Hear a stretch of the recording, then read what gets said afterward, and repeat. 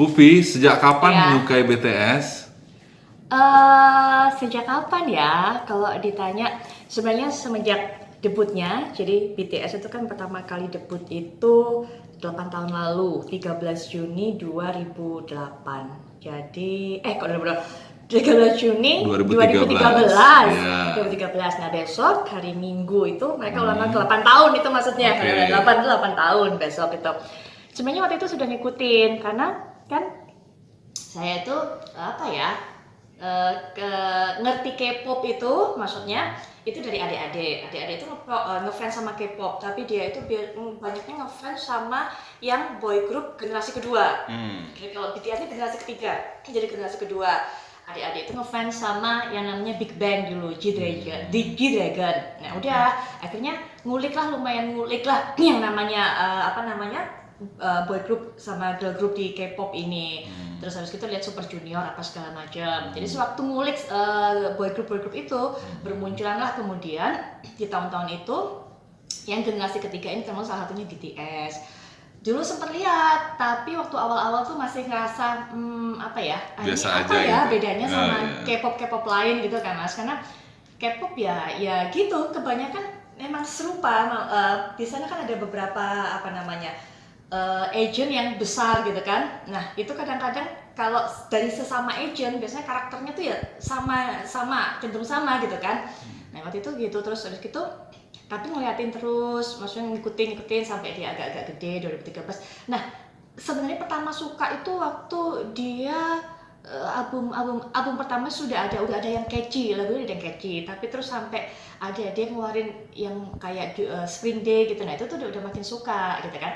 Cuma Masis agak malu juga kalau ngaku kan kalau suka BTS, soalnya kan fansnya BTS tuh yang namanya ARMY itu kan kebanyakan masih muda-muda kan, sementara kayak tua sendiri gitu agak malu. Tapi kemudian seiring dengan si BTS-nya juga makin gede, makin matang, makin dewasa, terus akhirnya ya udah deh declare kalau suka BTS. Jadi kalau sukanya kapan? Sukanya juga ya udah lama, persisnya kapan sih nggak tahu ya, tapi ya udah lumayan lama ngikutin gitu. Okay. Tapi baru declare-nya juga emang belum lama, baru kemarin gitu. Akhirnya memberanikan diri bahwa yang sudah tua ini masih pantas bisa suka sama BTS gitu. Oke.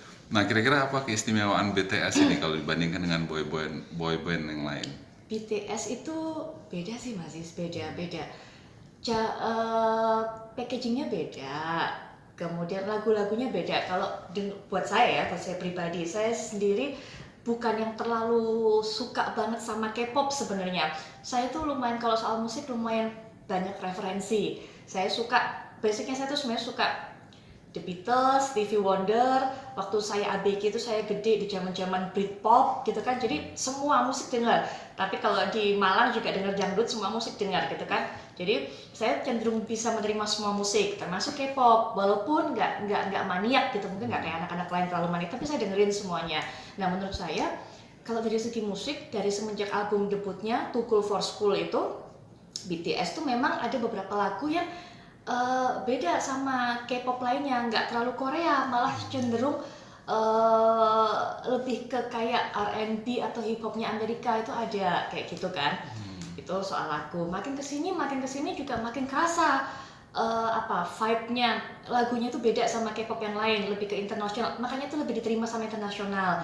Terus para personilnya itu mereka ikut campur ke setiap pembuatan lagunya. Ada yang jadi produsernya, bahkan terakhir itu kayak pas lagu live Goes On itu ada personilnya Jungkook yang jadi saudara klipnya segala macam. Jadi mereka ikut peran serta di lagu itu. Nah nggak semua boyband itu punya peranan seperti itu gitu, nggak semuanya diberikan kepercayaan sama manajemen mereka untuk ikut campur, produserin, kemudian ciptain gitu. Terus habis gitu, tapi yang paling kerasa sih kalau menurut saya itu gimana caranya, sebenarnya bukan cuma BTS-nya, tapi orang-orang di belakang BTS, terutama manajemennya, gimana caranya mereka membangun engagement sama fans, gimana caranya mereka kasih treatment sama fans. Nah, yang bikin BTS kemudian punya fandom, punya fans yang terbanyak sih, sejauh ini terbanyak itu. Jadi karena mereka seakan-akan bikin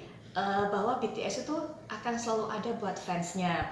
Berbeda sama boy group lain mungkin yang cuma jualan lagu, cuma kasih aksi yang bagus. BTS tuh selalu kasih pesan-pesan ke para fans. Jadi terus terang banyak orang-orang itu yang akhirnya, terutama anak-anak remaja ya, mungkin yang masa fase-fasenya galau, fase-fase berantem sama teman, fase-fase cekcok terus sama orang tua, fase-fase yang harus cerita sama siapa nih, harus ini sama siapa nih. Nah itu BTS itu merangkul anak-anak seperti itu.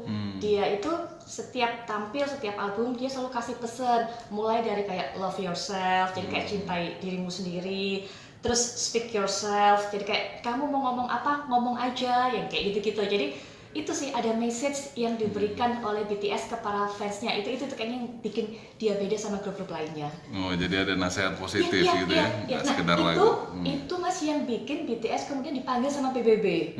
Dipanggil sama PBB tahun berapa itu ya? Nah itu terus pidato di PBB, di UNICEF ya. Luar biasa. Dia pidato di PBB, sama dia bikin bawa pesennya itu, bawa message-nya itu. Jadi pesennya itu adalah itu kenapa semua orang atau semua remaja, memang kebanyakan remaja, semua remaja di dunia tuh merasa dirangkul sama BTS. Dan orang-orang remaja-remaja yang kayak tadi yang aku bilang itu, yang rasa lemah, yang nggak ada teman, yang apa, yang nggak pede. Nah itu semua ngerasa kayak dapet jawaban dari lagu-lagunya BTS dan dari pesannya BTS. Jadi kayak salah satu, mungkin nanti Mas Cis bisa cari gitu, dia pidato di depan PBB gitu. Itu yang pidato leadernya, pemimpinnya namanya Kim Namjoon, nama panggungnya RM. Dia kasih pesan bahwa siapapun kamu, maksudnya kayak gendernya apapun gendernya, maksudnya warna kulitnya segala macam, kamu punya hak buat ngomong, jadi ngomong segala macam, dan cintai dirimu sendiri. Selalu itu sih pesan yang dia kasih buat para fansnya itu, cintai dirimu sendiri, terus speak yourself, kayak gitu sih. Gitu. Jadi selalu bawa pesan positif. Termasuk kemarin, kalau menurut saya ini masih masa-masa pandemi ini, masa-masa yang berat buat para artis. Mereka mau konser nggak bisa, ini nggak bisa, terus kondisi ekonomi kan juga melemah. Jadi kalau dia beli dia jual album segala macam, bahkan konser virtual pun yang butuhin tiket juga mungkin nggak banyak yang datang kan. Tapi BTS beda. BTS itu salah satu masa, menurut saya sekarang termasuk masa keemasannya. Jadi masa-masa dia diakui sama internasional, dia masuk Grammy, dia apa segala macam, itu adalah saat masa-masa pandemi. Dan di masa pandemi itu kan orang jadi banyak di rumah, jadi banyak browsing gitu ya. Jadi banyak banget fans barunya BTS, fans pandemi itu banyak banget sekarang ini. Gara-gara di rumah, gini nggak ada kerjaan, browsing terus tahu BTS. Nah itu banyak. Ya artinya di Indonesia ini banyak fansnya ya? Banyak banget ARMY. ARMY itu catatan terakhir sampai ya menjelang bulan-bulan ini sih kayaknya. Semoga mungkin nggak berubah ya data ini ya. Jadi Twitter itu ngeluarin data dari tweet yang nge-tweet BTS itu sedunia. Itu biasanya nge-tweet yang mention BTS atau nge-tweet tentang BTS nomor 1 Jepang, nomor 2, 3 itu selalu antara Indonesia India. Gitu. Jadi Indonesia India itu selalu masuk 3 besar gitu.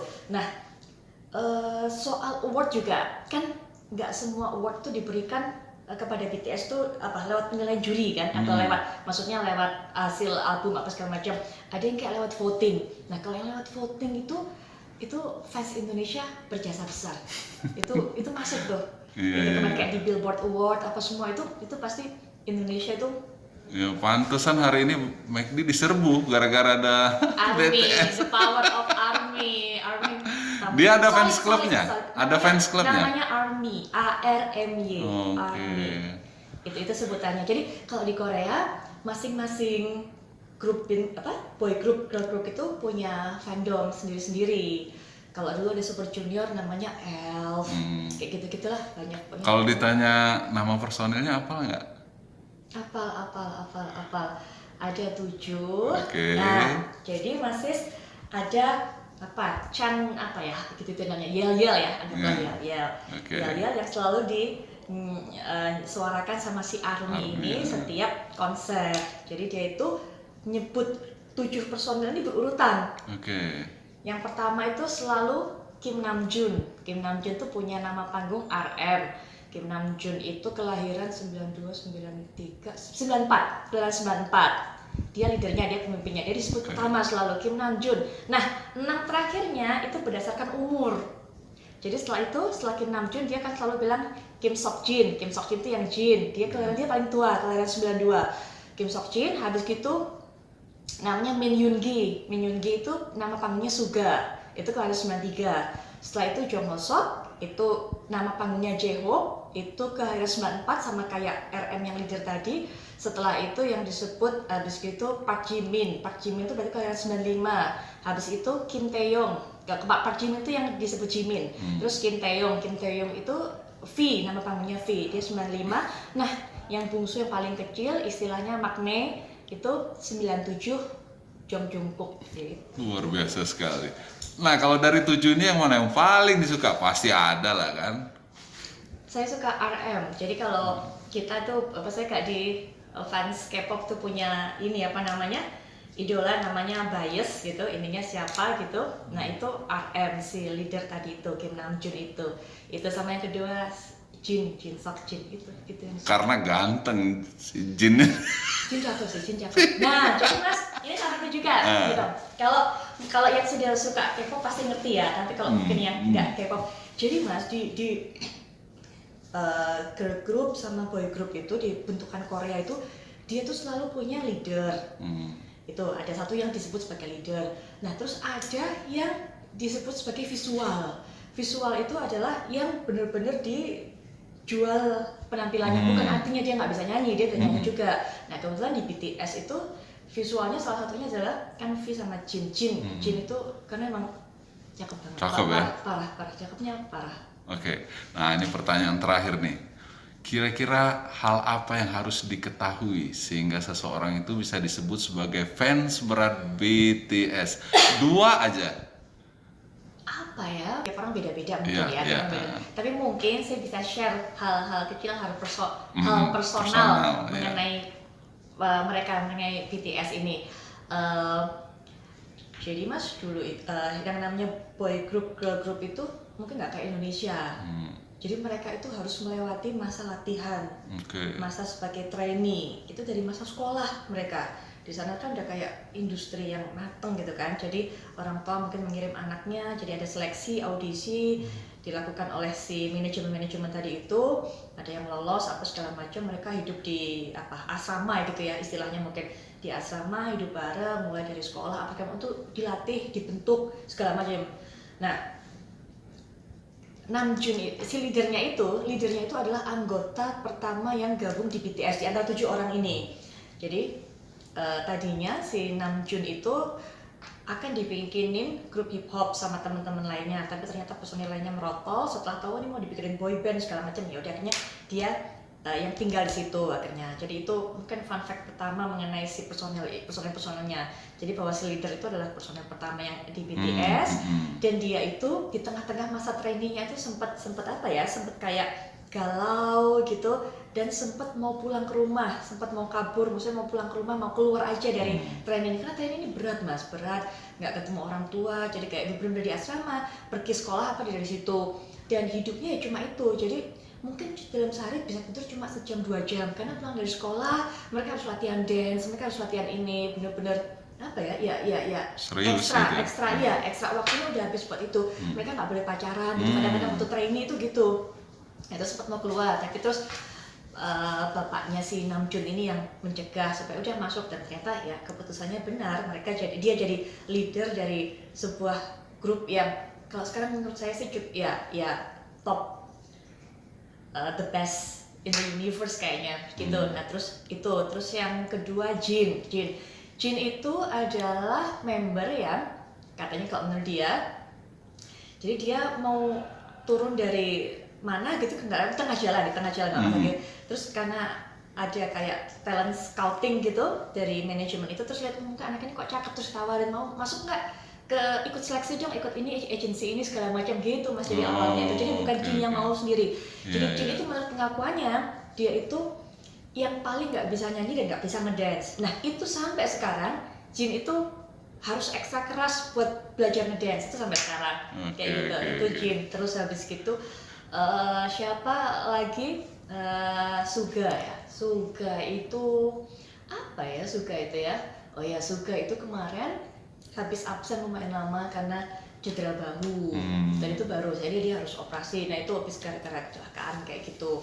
Itu terus habis gitu. Nah Suga termasuk salah satu orang yang punya kehidupan yang susah dulu. Semuanya memang merintis, semuanya nggak, tapi Suga termasuk salah satu yang punya kehidupan susah. Kemudian siapa? J-Hope itu apa ya? J-Hope itu kalau posisinya kalau di BTS itu kayak ketua kelasnya dance. Jadi dia yang paling jadi ketua dance-nya. Jadi dia yang ngawasin karena menurut mereka mungkin dance-nya paling oke. Jadi dia ngajarin dance ke teman-temannya segala macam gitu. Terus habis gitu siapa? J-Hope, kemudian Jimin ya berarti ya. Nah kalau Jimin itu dia itu aslinya sebelum gabung sama BTS dia itu sekolah balet kayak itu. Dia bisa balet, tari kontemporer, balet. Jadi dia itu sering banget dikasih posisi di tengah karena memang dance-nya bagus gitu. Jimin dia asalnya dari Busan. Terus habis gitu V Kim Taeyong, V apa ya? V itu kayaknya sejauh ini satu-satunya personel BTS yang pernah main drama Korea. Itu yang lainnya belum pernah. Itu main drama Korea judulnya Warang. Terus yang terakhir Jungkook itu ada lead vokalnya di situ, bungsu apa ya? Jungkook itu paling manja sama yang namanya leadernya RM, paling suka sama RM. Itu mungkin kasih sedikit cerita personal tentang mereka. Terakhir ya. Ya. Kira-kira kalau saya kasih kesempatan 2 kata untuk menggambarkan BTS ini, kira-kira apa tuh 2 kata? 2 kata, record breaker, pemecah rekor. Jadi ada rekor kalau nggak salah, ini mungkin bisa dicek validasinya. Rekornya Beatles di Billboard itu yang mecahkan BTS. Jadi kan ada rekor maksudnya jumlah lagu apa yang ada atau jumlah terlama, itu BTS yang mecahkan. Jadi pemecah rekor. Dia banyak pecahkan rekor sebagai video yang tercepat, video YouTube yang tercepat meraih 1 juta view kayak gitu dia banyak. Terus album yang tercepat itu dia banyak. Jadi kalau buat saya 2 kata menggambarkan BTS, record breaker. Terima kasih Mbak Fufi. Kamsahamnida. Thank you.